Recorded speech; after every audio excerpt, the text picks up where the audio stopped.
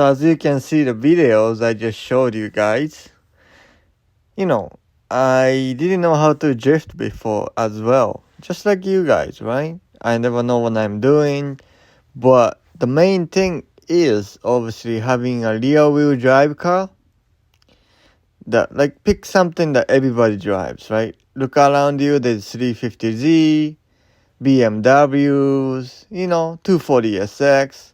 Just pick something that, I don't want to say simple, but something that a lot of people drive, because it's going to be cheaper on the end, because easier to find the parts.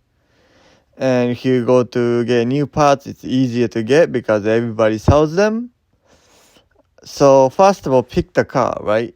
I wouldn't recommend to go to Skyline or S15 like I'm doing, unless you tried it first and you that you like drifting.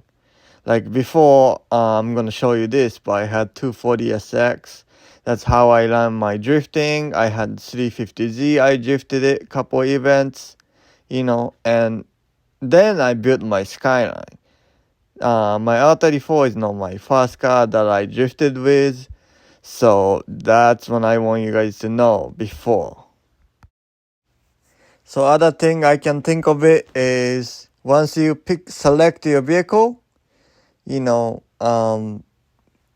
what you want to do is get yourself a coilover, so that it's not bouncy when you are on sliding.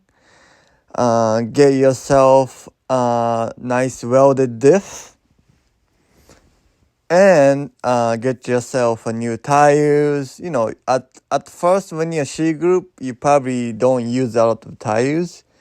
So I would just get like 4 brand new tires, one on the car, 2 tires on the spare. That most likely more than enough. Nice to have a great alignments. Make sure you don't have no camber wear on the back because it's simple that you don't, so that your tire wear evenly, right? Now on the front, you want to have little camber. Myself on Skyline, I have -7 camber on the front. I forgot why, but when you're on drifting, when you're sliding, you basically the camber become like evening out, so it's like going straight and it's smooth. But I actually don't know the exactly reason why for it, but you want to have some cambers. Man, I have -7 on mine, like I said, and it's perfect for me, and I like my setup. As far as an angle, I would like to say it is necessary to have some. You don't need to have like my kind of angle. It's basically impossible to spin out on my Skyline right now. But when you are learning stage, it might be okay to have some kind of like small angle, but you don't need nothing crazy to just learn. As far as the e-brake, you don't need it for when you're learning, but it's great to have. You might can learn how to use e-brake because I never had e-brake until I became A group, and I finally have the e-brake. Like this is my first year that I have e-brake on my Skyline. So again, pick the car you want. That something very famous because it's easier for you to learn because that's everybody drifting. Get yourself a welded diff, coilover, and great alignments, good tires, and also the front tires is pretty important too because that's how you get grip on the front. If you have shitty tire or junk tires on the front, you will just understeer, no grip, so it does not help you with drifting. Again, on the front, it may be nice to have a small angle, extended control arm or something small angle would be nice for you to run. So unfortunately, when I was a C group, when I had the Bluetooth 40SX, I never really had a friend or, my family recorded me drifting. I never asked them. I wasn't simply good enough, so I don't really have a lot of footage on that. But what I can say is the key is get your car all set up. Make sure bolt is tight because you don't want to break anything. Make sure you gotta have fire extinguisher, obviously, and you need metal bracket on most of the places. You're gonna need helmets that SA rated, so make sure it's SA 2020 or I don't know if there's a 2025 yet, but I don't think there is. So SA 2020 helmets, so that will get you out there and start learning how to drifting at the truck. Most likely though, you wanna have some kind of friend will show you how to drift a little bit, just so that once they can teach you, it's all about the seat time, because you're gonna know what you're gonna be doing when you come to entries, when you slide, when you transition and whatnot. That's all coming handy by just the seat time. Nobody can teach you. To be honest with you, it took me so long to learn how to drift.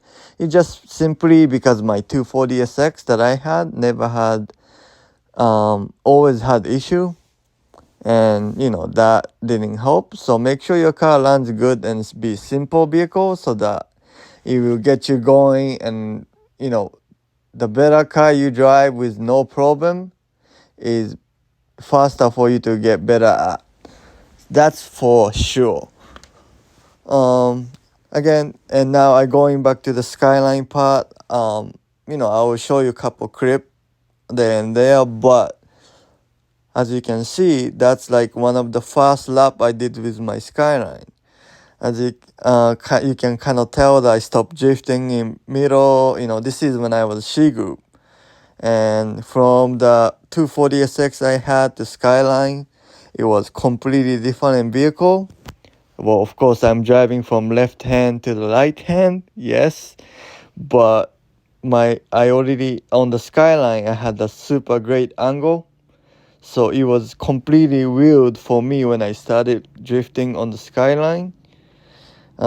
It's like I cannot spin now, even I want to. So that's kind of understand when some people say, "Oh, Wise Fab or all the huge angle kit are cheating."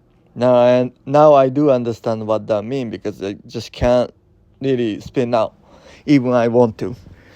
Which is a good thing because when you're chasing people, when you have someone behind you, you don't really spin out, so it's a good thing. But anyways, that's the first couple clip on Skyline I just showed you is basically when I land, and it's all about seat time. Make sure you have the good cars, you like, and basically go out there and drive, right? That's how you get better.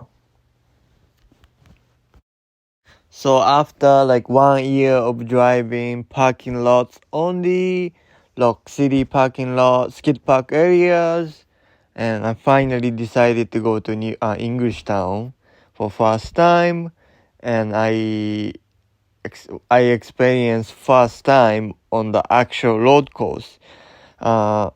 Being She Group, they actually put me on the first bigger area one.